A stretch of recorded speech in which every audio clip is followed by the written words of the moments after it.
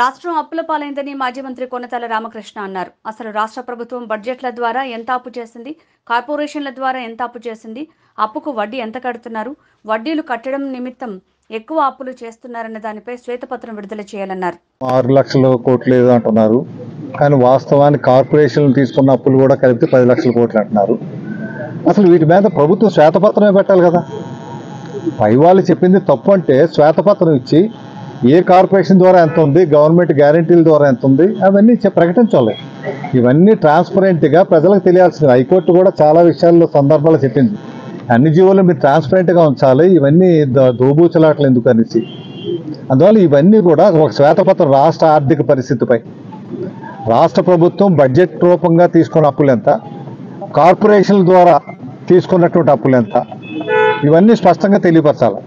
ఈ అప్పులకి సంవత్సరానికి 8,000 కోట్ల రూపాయలు వడ్డీ కడుతున్నారు. ఆ వడ్డీ కట్టడానికి మళ్ళీ ఎంత అప్పులు చేస్తున్నారు అంటే, వడ్డీ కట్టడానికి అప్పులు చేసి వడ్డీ కట్టాల్సిన పరిస్థితులు ఉన్నాయి. బడ్జెట్ గతంలో చూసాం కాబట్టి దాని ప్రకారంగా మా అవగాహన. అందుకే ఫిగర్స్ జోలికి పోవటం లేదు, కానీ ఆ ఫిగర్స్ స్పష్టంగా రాష్ట్ర ప్రభుత్వమే చెప్పాలి. శ్వేతపత్రం ఇవ్వాలి అసలు వాళ్ళు రాష్ట్ర ప్రభుత్వం మీద. ఆ నిధులు ఎందుకు వచ్చినాయి నాకు చూస్తే క్యాపిటల్ ఎక్స్పెండిచరు ఏ రాష్ట్ర ప్రభుత్వం అయినా కనీసం 15 నుంచి 20% క్యాపిటల్ ఎక్స్పెండిచర్ చేయాలి. అంటే ఆస్తుల మీద డబ్బు ఖర్చు పెట్టాలి. బడ్జెట్లో 20% నుంచి 15% ఉంటేనే అప్పుడు రెవెన్యూ జనరేట్ అవుతుంది. అది రెవెన్యూ జనరేట్ అయ్యే క్యాపిటల్ ఎక్స్పెండిచరు చాలా తక్కువ అవుతుంది. అది సిఏజీ ఆడిట్లోనే స్పష్టంగా చూపించారు.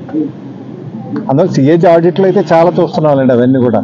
ఇవన్నీ బట్టి గతంలో అయితే ఏ ప్రభుత్వం అయినా సరే 3 మాసాలు నిధులు వాడుకున్నాక యూటిలైజేషన్ యూసీ సర్టిఫికేట్స్ కేంద్రానికి ఇస్తేనే తదుపరి విడత నిధులు విడుదల చేసేవారు. కానీ ఇప్పుడు అటువంటి పరిస్థితి కనిపించట్లేదు. అందువల్ల కేంద్రం కూడా వీటి మీద దృష్టి పెట్టాలా. ఒక శ్వేతపత్రం ప్రకటించి ఇప్పుడు ఎవరిది కరెక్టా అని చెప్పడానికి ప్రభుత్వం నిజాయితీగా ఉంటే చెప్పాలంటే ముందుకొచ్చి, ఇగో ఈ రకంగా ఇంత అప్పులు తీసుకున్నాం, కార్పొరేషన్ ద్వారా ఎన్ని అప్పులు తీసుకున్నాం, ప్రభుత్వం ఎన్ని అప్పులు తీసుకుంది అని. అప్పులు అయితే చాలా ఎక్కువగా ఉన్నాయి. అది అందరూ చెప్తున్నారు, కేంద్ర ప్రభుత్వం పెద్దలే చెప్తున్నారు. సమస్యలు ఉత్తరాంధ్ర సుజల శ్రవంతి 8 లక్షల ఎకరాలు, పోలవరం ఒక 8 లక్షల ఎకరాలు. ఇటువంటి ప్రాజెక్టులు అసలు ఒక్క అడుగు ముందుకు వెళ్ళట్లేదు. కొన్ని ఏదో రివర్స్ స్టాండర్డ్స్ పెట్టారు, ఆపారు, కొన్ని ఎవరో ఒకరితో చేయించాలి కాదు పనులు. చేయించలేదు, అవటం లేదు. దాని ప్రాజెక్ట్ కాస్ట్ అయితే పెరిగిపోతా ఉంది. అది భయం వేస్తుంది, అంత ప్రాజెక్ట్ కాస్ట్తో ఈ ప్రాజెక్టులు అవుతాయా అని. మళ్ళీ ఏదైనా పోరాటం చేయడానికి సిద్ధపడ్డారు చూద్దాం. పోరాటం ఇది ఏ ఒక్కరి వల్ల కూడా అవ్వదు. ప్రజలందరూ కూడా సంఘటితంగా పోరాటం చేయాలి. కానీ వీటి మీద వ్యవస్థలో మార్పు రావాలి. అన్ని రాజకీయ పార్టీలు, ప్రతిపక్ష పార్టీలు కానీ ఇతర పార్టీలు కానీ అందరూ కూడా ముందుకొచ్చి వీటి మీద ఒక ఆల్ పార్టీ మీటింగ్ పెట్టి కలిసి పోరాటం చేయాలి. ఇవన్నీ కూడా అటువంటి పోరాటం చేయడానికి అసలు రూలింగ్ పార్టీ ముందుకొచ్చి నిలబడాలి. ఈ అన్ని పార్టీలు పిలిచి, నాకు తెలిసి ఇప్పటి వరకు కూడా ఒక్కసారి కూడా అఖిలపక్షం సమావేశం జరగలేదు రాష్ట్రంలో.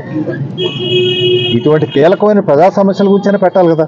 మిగతా సమస్యలు ఎట్లా ఉన్నా అయిపోయి ఇంక 4.5 సంవత్సరాలు అయింది, ఇంకేముంటుంది ఇంకా. 4.5 సంవత్సరాలు అంటే చిన్న కాదు. ప్రజలైతే అఖండమైనటువంటి మెజార్టీ ఇచ్చారు ఈ ప్రభుత్వానికి.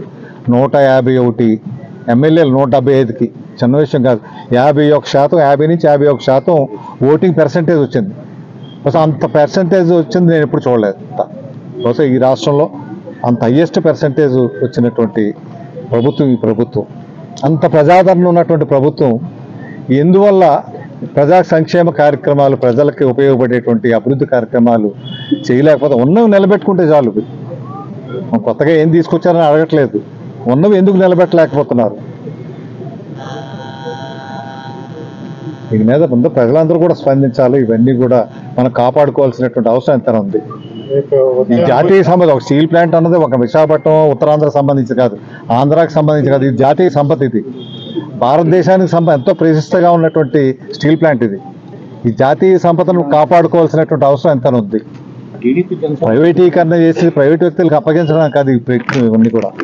రాబోయే ఎన్నికల్లో పోటీ చేస్తున్నారా? తెలియదు ఇంకా నిర్ణయం తీసుకోవాలి. అదే నా వరకు నాకు ఇంకా తెలియదు. కోసం మీ థియేటర్ కానీ మీడియా కానీ ఎదురు చూస్తుంది సార్. అదే చూస్తున్నాను, అలాగే ఒత్తిడి అయితే ఉంది అన్ని రంగాల అన్ని వైపుల నుంచి. చూస్తాను సరైన టైంలో నిర్ణయం తీసుకోవడం. ఏమండి మాఫీ చేయమని ఏమైనా ఉద్యమం